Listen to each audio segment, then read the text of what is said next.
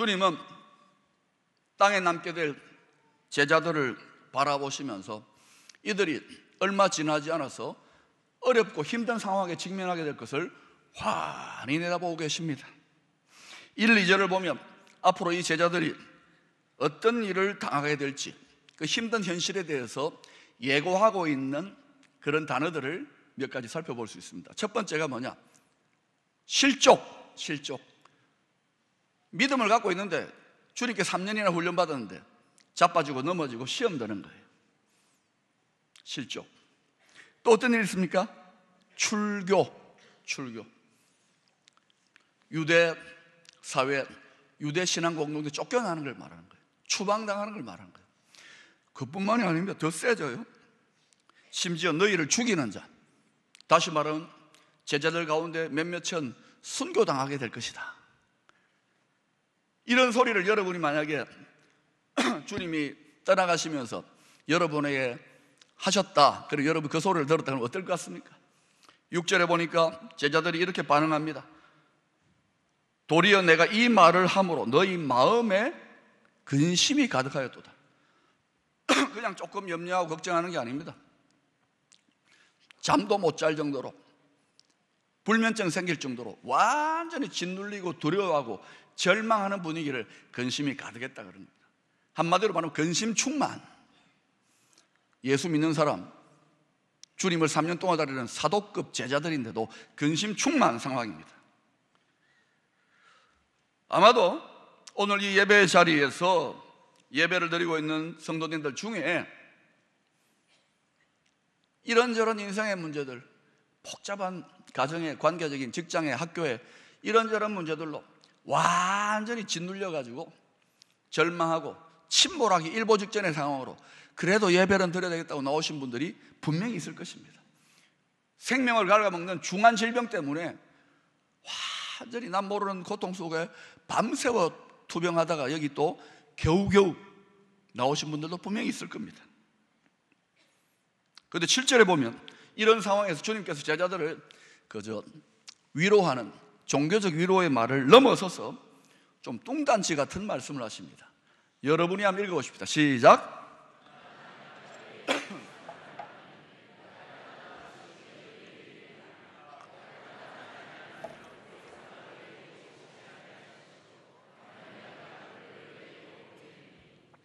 제자들은 지금 두려움과 염려로 짓눌려 죽겠는데 주님은 내가 너희들 곁을 떠나는 것이 실상은 더 유익이다. 왜냐하면 내가 가서 보혜사 성령을 너희에게 보내줄 것이기 때문이다. 자, 지금 이 상황에서, 이 절망적이고 두려운 상황에서, 짓눌리는 상황에서 제자들에게 더 유익이 되는 밝은 소망과 비전과 승리의 유일한 근거는 다른 것이 아니라 바로 보혜사 성령이지요. 너희들이 보혜사 성령을 생명줄로 굳게 붙잡고 그 도우심을 계속 받을 수만 있다면 전혀 걱정할 것 없어. 아무리 힘들고 어려운 상황에서도 승리하며 나의 영광을 나타낼 수 있어, 이 말입니다. 이런저런 인생의 문제들에 압도되어서 경기 침체로 사업이 힘들고 가게를 문 닫아야 될 판, 또 이런저런 질병과 자녀들 속썩여가지고 탄식하며 속이 썩어내려서 짓눌리는 분들 있습니까? 여러분에게 희망과 승리, 기쁨의 복된 소식은 다른 것이 아닙니다. 아이들이 문제가 해결되고 사업이 대박나고 건강이 회복되고 필요합니다.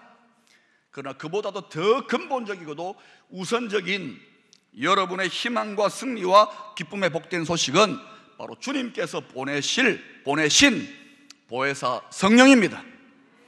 근데 놀라운 사실은 예수 그리스도를 믿는 저와 여러분 안에 이 보혜사 성령님이 이미 함께하고 계십니다. 할렐루야. 그 표정이 왜 그래요? 출장 나온 표정을 버리세요. 아무리 힘들고 어렵더라도 보혜사 성령님이 계시면, 사랑하는 여러분, 이 생명줄, 이 희망과 승리의 근거 되시는 성령님께 집중하십시오. 힘들고 어려울수록 힘을 다하여 생명을 다하여 더 집중하고 그 도우심을 받고 그 지혜를 공급받으셔야 합니다.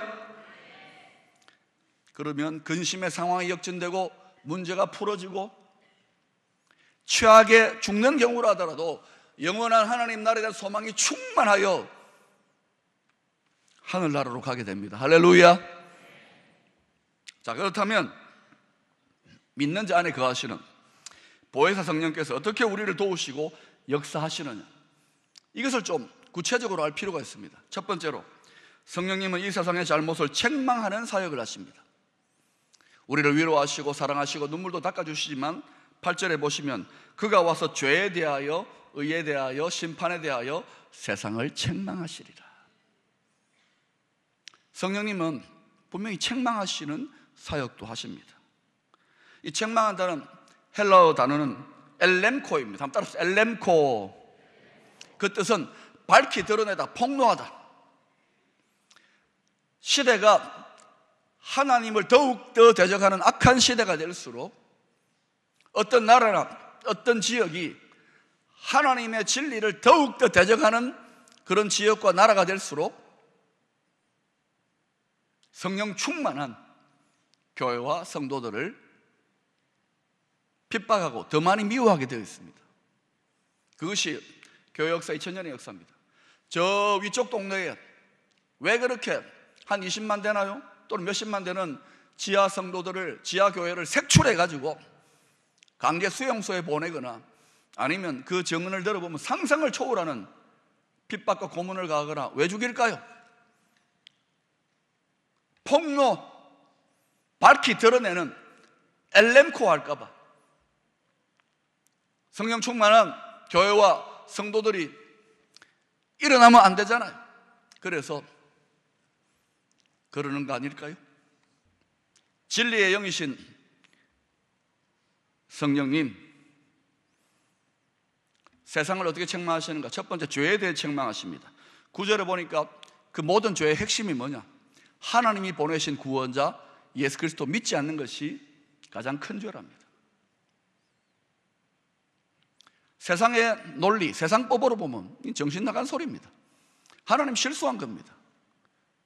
어떻게 예수 믿지 않는다고? 그게 가장 큰 죄랍니다. 세상 사람들에게 이야기하면 미친 소리 하지 마, 조용히 해, 그럴 겁니다. 근데 공의로우신 하나님, 가장 지혜로우신 실수 없으신 창조주 하나님의 법에는 예수 믿지 않는 것이 가장 큰 죄다. 왜냐? 우리가 서구권에서 과거에 서구 교회가 부흥했을 때 그들이 사용했던 가장 심각한 욕이 무엇입니까? God damn you. God은 하나님이고 damn이 뭡니까? damnation. 영원한 멸망을 받아라, 정죄당해라, 심판받아라. God damn. 여러분, 예수 믿어야 God damn 안 된다는 말입니다. 그래서 믿어야 되고 믿으라고 복음 전하는 것입니다. 다음으로 의에 대해서 책망하십니다. 수년 전에 하버드 대학교에 마이클 셀던 교수가 정의란 무엇인가 책을 출판해서 소개한 적이 있습니다. 미국에서는 그 책이 약 10만 부 팔렸습니다. 우리 대한민국에서는 그 책이 100만 부에서 많게 잡아서 200만 부가 팔렸다고 합니다. 마이클 셀던 교수가 이야, 내 작품을 이렇게 알아주는 훌륭한 나라가 있다니 너무 놀래가지고 한국에 와서 강연도 하고 갔어요. 이것은 무엇을 반증하는 겁니까? 우리나라 국민들이 그만큼 정의에 굶주려 있고 목말라 있다는 것입니다. 그런데 여러분, 학자들의 연구나 사람들의 여러 가지 합의로 세워진 정의, 거기에는 상당히 옳은 부분이 많을 것입니다만 하나님의 진리, 하나님의 기준으로 봤을 때 좌로나 우로나 치우칠 수 있는 위험성이 있지 않을까요? 하나님의 의를 침해하는 위험한 요소는 과연 없을까요? 10절을 보면 부활하신 예수님이 공의의 기준이라고 합니다.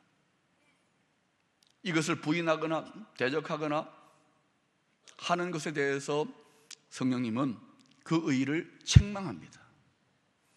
마지막으로 심판에 대해 책망합니다. 11절 보니까 이 심판의 궁극적 의미는 뭐냐? 세상의 불법적인 임금 노릇하던 사탄에 대한 심판이라는 거예요. 그리고 그 사탄의 가르침과 속임수에 미혹당해서 넘어가는 세력들, 자기가 사악한 세력에 속았는지도 모르고 따라가는 사람들에 대한 심판이라는 거예요. 이 하나님의 뜻을 따르는 심판이 아니면 성령님은 그 심판에 대해 책망합니다. 근데 오늘날 우리 사회를 보면 스스로 정의롭다고 생각하는 정의의 사도들이 너무너무 많아요. 좌로 우로 나누어져 있고 계층 간에 나누어져 있어가지고요, 정의란 무엇인가? 너무너무 정의에 관심이 많고, 그리고 내가 정의롭다 해가지고 나오는 언어들이 무엇입니까? 여러분, 우리 많이 듣습니다. 누구누구 죽이기, 누구누구 죽이기. 왜 죽입니까? 왜 까땜합니까? 이런 것이 교회 안에는 없을까요? 이것은 여러분, 최종적인 재판권을, 최종적인 심판권을 행사하시는 창조주 하나님의 판단의 보좌에 자기가 올라가려는 마귀가 저지르는 교만의 죄를 우리도 모르게 저지를 수 있다는 것을 아셔야 됩니다. 겸손해야 되고 두려워해야 됩니다. 성령님 그런 심판을 책망하십니다. 두 번째로 성령님은 제자들에 대한 사역을 하십니다. 12절에 보면 이런 말씀이 나옵니다. 내가 아직도 너희에게 이를 것이 많으나 지금은 너희가 감당하지 못하리라. 주님의 눈으로 보니까 아직 제자들의 믿음이 너무너무 어린아이고 너무너무 약한 거예요. 3년 동안 주님을 따라다녔는데도. 이제는 다가올 초대교회가 베이비 신생아로 태어나가지고 그 신생아를 죽이려고 하는 그러한 엄청난 어려움과 역경을 뚫고 나아갈 능력이, 준비가, 무장이 부족하다는 거예요. 주님 보시기에. 그런데 여러분, 어떤 일이 납니까? 잠시 후에 그들이 주님의 권면을 따라서, 사도행전 나오죠, 마가다락방에서 전심으로 기도할 때에 성령의 권능이 그들을 사로잡으니까 그들은 두려움도 모든 어려움도 다 이겨내고 그 베이비가 뚫어내어가지고 2000년 교회 역사가 여기까지 왔습니다. 보혜사 성령의 능력 때문에 가능했던 것입니다. 또한 13절에서 언급하고 있듯이 성령께서는 제자들을 진리 가운데로 인도하십니다. 진리는 하나님의 말씀입니다. 진리는 예수 그리스도입니다. 성경이 이렇게 계시하고 있습니다. 우리 장로교 기본 신조가 뭐냐? 신구약 성경은 하나님의 말씀이요 신앙과 행위에 대하여 정확무한 유일의 법칙이다. 아멘입니까? 이게 믿어지지 않으면 여러분은 기쁨의 교회에서 신앙지도 받을 수 없습니다. 우리 기쁨의 교회, 우리 교단, 장로교 박진선 목사는 성경 말씀이 하나님의 정확무한 진리의 말씀이라고 굳게 믿습니다. 근데 여러분, 교회가 거의 다 무너진 유럽 교회를 보십시오. 여러 가지 이유가 있겠지요. 왜 저렇게 되었을까요? 교훈을 받아야 됩니다. 당시 여러 가지 자유와 인본, 계몽적인 사상과 철학들이 막 득세를 할 때 지혜와 계시의 성령을 따르지 않는 그런 사람들의 화려하고 뛰어난 지식과 지성과 사상을 그냥 그것을 본받으면서 성경을 연구하려고 했던 세계적인 지성, 세계적인 신학자들이 물타기를 해버린 거예요. 처음에는 하나님의 말씀하다가 전부 다가 하나님 말씀 아닌데 어떤 것은 문학적이다, 비평을 가하고 결국 나중에는 어때요? 갈기갈기 산산조각을 내버려가지고 성경 하나님 말씀 아닌 듯이 알려져 버렸습니다. 그런 가르침과 그런 영향을 받은 유럽교회 성도들이 살아남을 수 있습니까? 교회가 날아갑니다. 저 모양이 됐어요. 한국교회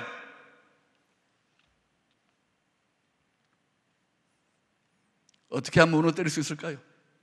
성경 말씀이 하나님 말씀 아니다. 아니, 하나님 말씀도 있지만 문학이다.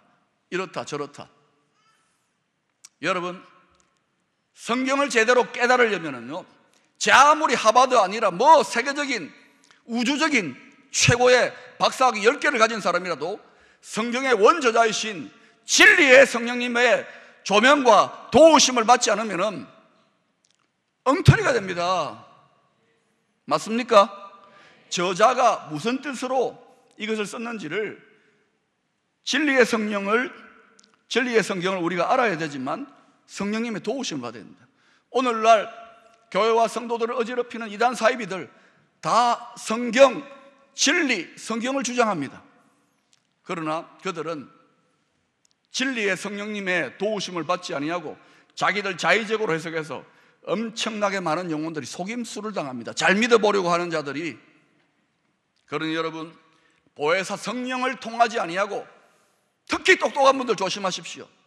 자신의 학문과 지성과 논리를 가지고 이 하나님의 말씀을 대하면은 엉뚱하게 하나님의 가슴에 대못 박을 일, 하나님 나라의 영광을 가리는 일들을 자기도 모르게 할 수 있는 거예요. 그래서 여러분, 진리의 말씀은 진리의 성령의 도우심을 받아야 깨닫고 적용하고 능력 있게 실천할 수 있는 줄로 믿습니다. 또한 성령은 장래일을 우리에게 알려주십니다. 13절에 보니까 그가 스스로 말하지 않고 오직 들은 것을 말하며 장래일을 너희에게 알리시리라. 성경을 보세요. 장래일에 대한 예언으로 가득 차 있습니다. 선지 선견자들의 예언으로 가득 차 있습니다. 이건 옛날 이야기입니까? 이건 목사님 너무 복잡해서 모르겠습니다. 자꾸 어렵게 더 헷갈리게 논쟁하고 가르치는데 어렵지 않아요. 여러분, 이 모든 예언의 핵심이 뭐냐? 핵심은요, 따라하십시다. 제가 예언해 드릴 테니까. 모든 인생은 한 번은 죽는다. 다시, 모든 인생은 한 번은 죽는다. 틀렸습니까? 확실하죠? 그리고 성경은 또 이 장래일에 대한 예언의 핵심이 뭐냐? 심판이 있다. 따라서 심판이 있다.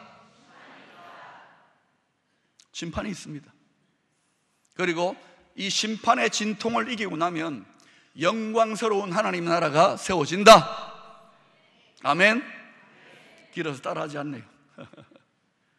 그러면 여러분, 이러한 밝히 드러난 핵심적인 장래일에 대한 것들을 성경이 기록해 놓고 입체적으로 기록해 놓았다면 우리 어떻게 살아야 될까요? 심판을 피하고 살 길을 찾아야 되겠지요? 맞습니까? 살 길을 찾아, 그러면 하면서 그냥 삽니까? 승리하고 영광스럽게 살 길을 찾아야 되지 않겠습니까? 그 노하우를 성경은 다 가르쳐주고 있습니다. 그러니 여러분, 천지개벽이 일어나고 더 난리가 일어나더라도 하나님의 진리의 말씀을 통하여 이 세상이 앞으로 어떻게 될 것인가를 통달하여 꿰뚫은 성도는 강하여 용맹을 떨치며 승리하며 하나님께 영광을 돌리게 될 것입니다. 두려워하지 마십시오. 진리의 말씀으로, 진리의 성령으로 무장하면 이기고 또 이기게 됩니다. 세 번째로, 보혜사 성령님은 예수 그리스도에 대한 사역을 하시는데 예수 그리스도께 영광 돌리는 사역을 합니다. 누가 성령을 체험하고 은사나 능력들 체험을 했는데도 그 사람을 가만히 보니까 자기 영광을 추구하고 예수 그리스도께 영광 돌리지 않는다. 잘못된 겁니다. 문제가 있는 겁니다. 그러면 주님께만 영광 돌리면 나는 뭡니까? 여러분이 주님께 온전한 영광을 돌리면 잠언서 4장 8절에 이런 말씀이 나옵니다. 그를 높이라. 그리하면 그가 너를 높이 들리라. 만일 그를 품으면 그가 너를 영화롭게 하리라. 할렐루야. 여러분이 이 세상을 살면서도 존귀와 영광에 처하기를 원한다면 가장 존귀하신 주님을 높이고 영광 돌리는 삶을 살 수 있기를 축원합니다. 여러분의 자녀들이 그렇게 살 수 있도록 가르치세요. 뭐 취직이 어렵다, 7포다, 8포다, 입시 지옥이다, 천만의 말씀. 그 젊은이가, 그 학생이 하나님을, 주님을 영광스럽게 하겠다라고 일생을, 혁명이 아니라 일생을 주께 영광 돌리겠다 굳게 마음을 먹으면 하나님 다 밀어주십니다. 믿습니까? 그래서 승리하게 되는 거예요. 제자들의 시대 초대교회는 실상 영광보다는 고난이 훨씬 더 많았습니다. 그럼에도 그들은 성령의 능력을 덧입어 큰 기쁨과 담대함으로 복음을 전하며 하나님 나라를 확장해 갔습니다. 사도행전 나와 있잖아요. 그로부터 2000년이 지난 지금 영광의 주님이 다시 오고 계십니다. 때가 더 가까워졌어요. 영적인 계절이 달라졌다는 거예요. 과거에는 한겨울이었다면 이제 봄을 지나서 또 여름을 지나서 이제는 늦여름, 곧 어때요? 엄청난 알곡을 통하여 추수하게 되는 영광의 추수 때가 가까웠다는 거예요. 할렐루야. 그러나 우리는 또 잘 알아요. 너무 낙관하지 마세요. 알곡도 무성하게 추수를 기다리고 있겠지만 가라지도 무성하게 자라날 것입니다. 세상이 더 엉뚱한 방향으로 돌아갈 것입니다. 그때 두려워하며 떨지 마시고 주님의 다시 오심을 위한 영광스러운 방향으로 준비되어지고 말씀을 통달하고 진리로 무장하여 나아갈 수 있기를 축원합니다. 여러분, 초대교회 때나 교회 역사 속에서 영적인 계절이 한겨울일 때는 너무너무 춥고 어렵고 고난당하는 것이 보편적이었습니다만은 영광도 종말적인 죽고 난 다음에 천국의 영광을 바라보았지만은 지금은 그렇지 않습니다. 100배나 받고 현세에서 100배나 받고 고난과 핍박을 겸하여 받는다. 예수 믿고 따라가는 데는 대가 지불이 있습니다. 여러분, 쉽게 믿으려고 하지 마세요. 그러나 지금 이 시대야말로 영광스러운 주님의 앞길을 예고편으로 준비해야 되기 때문에 그렇게 주님을 생명 다해 사랑하고 믿는 자들에게는 하나님 나라의 영원한 영광의 예고편을 성도들과 교회에 허락해 주실 줄로 믿습니다. 그런 일들이 여러분에게 일어나야 정상입니다. 제가 아무리 말씀을 연구하고 기도해봐도 그게 정상입니다. 그러니 2000년 교회 역사상 가장 위대하고 가장 신나고 가장 충만하고 기쁜 대가 지불이 있지만 가장 신나는 그러한 시즌을 우리가 통과하고 있습니다. 할렐루야. 20세기 위대한 성령의 사람 토레이 목사님은 살아생전에 늘 이런 고백을 했습니다. 나는 아침에 일어나면 가장 먼저 성령의 충만함을 구한다. 나는 성령 충만 없이는 하루도 살고 싶지 않다고. 입으로 늘 이런 말을 했습니다. 입에 달고 다녔습니다. 나는 성령 충만하지 않으면 입 다문다. 왜? 실수할까 봐. 나는 성령 충만하지 않으면 중요한 결정 내리지 않는다. 왜? 잘못된 결정, 어리석은 결정할까 봐. 그러면서 그는 이렇게 말했습니다. 그래서 나는 사모한다. 나는 목이 타도록 사모한다. 목마른 사슴처럼 사모한다. 성령의 충만을 사모한다. 세상에 처하여 육신에 속한 성도의 삶을 끝내시기를 바랍니다. 신령한 순간순간 every day, every moment, every breath 물어보세요. 딴 사람한테. 그렇게 성령과 동행함으로 여러분에게 놀라운 기쁨과 승리와 영광과 능력이 나타나는 삶을 살 수 있기를 축원합니다. 여러분을 짓누르는 문제에서도 주님께서 자유하게 해주실 것입니다. 할렐루야.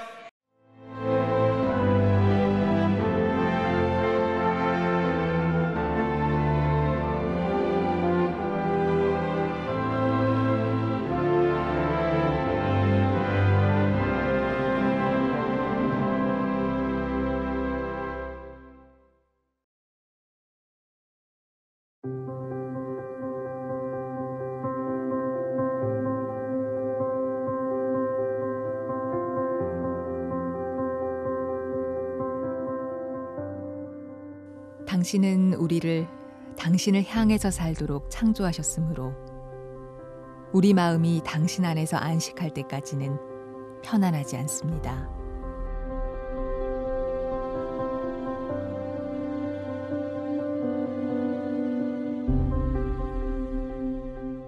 하나님은 사람에게 영원을 사모하는 마음을 주셨느니라.